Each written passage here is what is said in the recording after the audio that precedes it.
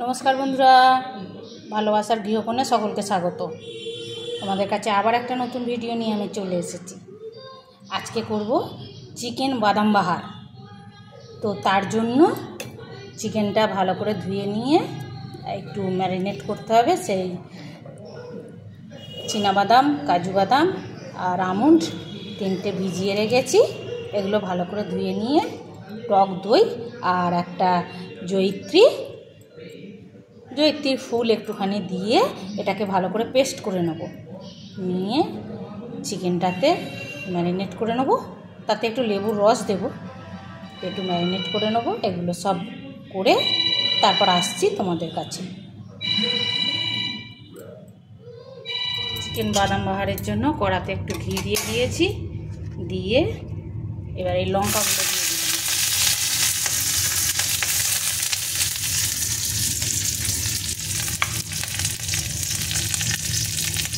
পেঁয়াজ রসুনগুলো দিয়ে দিলাম।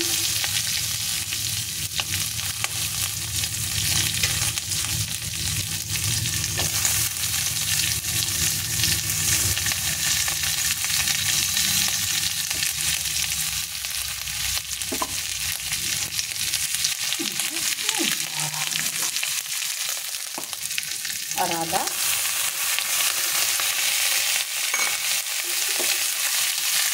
দিয়ে দেবো। দিয়ে এটা একটু নেড়ে ভেজে নেবো।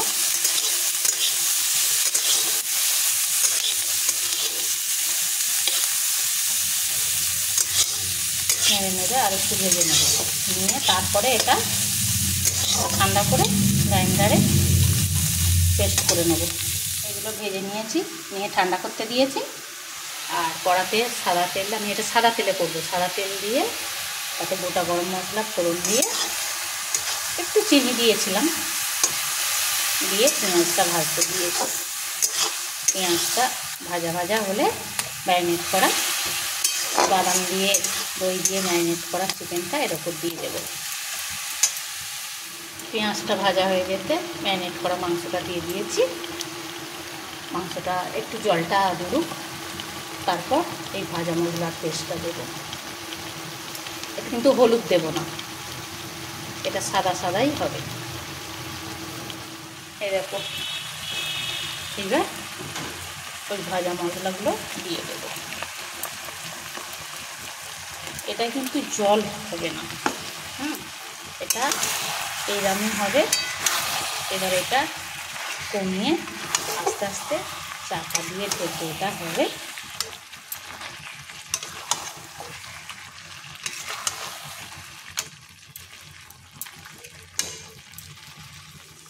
কতটা দেরি আছে দেখি। ও বাবা, কত জল বেরিয়েছে। এবার তাহলে দমটাকে বাড়িয়ে দিতে হবে, আবার নাহলে সেদ্ধ হয়ে মাংসগুলো গলে যাবে।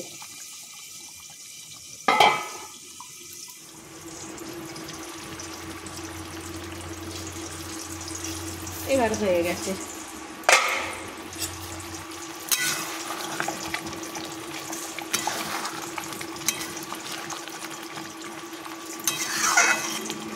এবার আমি ওপর থেকে দিয়ে দেবো ফেস ক্রিম।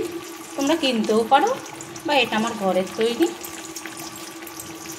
দুধের সর তুলে ক্রিমটা তৈরি। আর দিয়ে দেবো একটু কসুরি মেথি।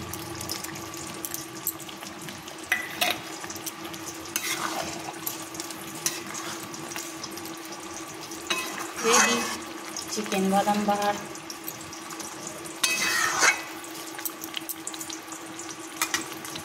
কেমন লাগলো বন্ধুরা?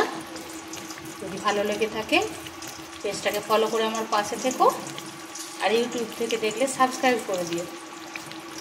টাটা, এখন চলি বন্ধুরা, অনেক বেলা হয়ে গেছে। আবার দেখা হবে নতুন একটা ভিডিও। তোমরা সুস্থ থেকো, ভালো থেকো, আসি।